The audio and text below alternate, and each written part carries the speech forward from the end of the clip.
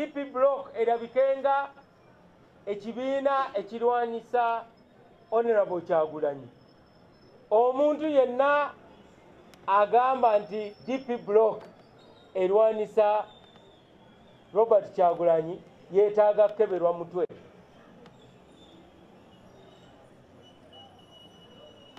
Abaali balwana Robert Kyagulanyi ekyadondo kati be balimba mbu bamwagala nnyo. Abatakkirizanga mu people power kati be balowooza nti kati people power esobola obatwala mu maaso. Abo bempita ba milk-card politicians. Kino ekimotoka bamabike baatandika okisindika Basaamu Lubega.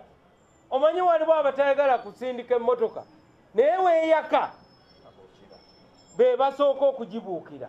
Mu linnya lya DP njagala kakasa titugenda kulwanisa ebiteeso bino kubanga biragira ddala nti gavumenti egaanye okutuwuliriza ne iPod bye yaleeta gavumenti tebitunudde nako.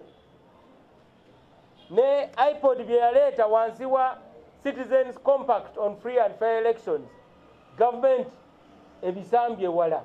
N'olwekyo ffe ng'Abannayuganda nga tukulemberwa abakulembeze abagenda okutuula tulina okwekolamu omulimo tulabe nga ekisaawe ky'ebyobufuzi kiterezebwa kyaba independent abazungazunga. Omuntu agenda mu kamyufu oluvannyuma ate ne yeesimbawo. Abo be twagala okutereeza abantu basalewo, abo be tuyita ba political nomads. Oli wa ddembe okusalawo okubeera mu kibiina oba obutaba mu kibiina.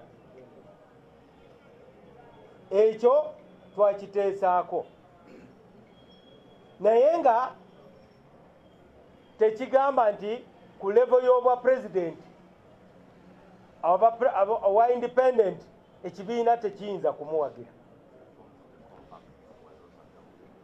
Ekyo tekyakyogera nako.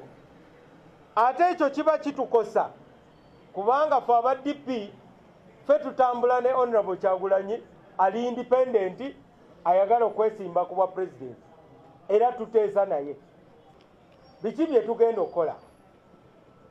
Tugenda kulwanisa ebiteeso bino, tugenda kutuula ne bannaffe tufulumye ekiwandiiko ekiwaayo pozisioni yaffe. We babeera n'emputtu eteeka ne baliyisa mutumanyi aba DP ku nsonga z'amateeka. We babeera n'emputtu eteeka ne baliyisa biteeso ebisinga bimenya ssemateeka wa Uganda.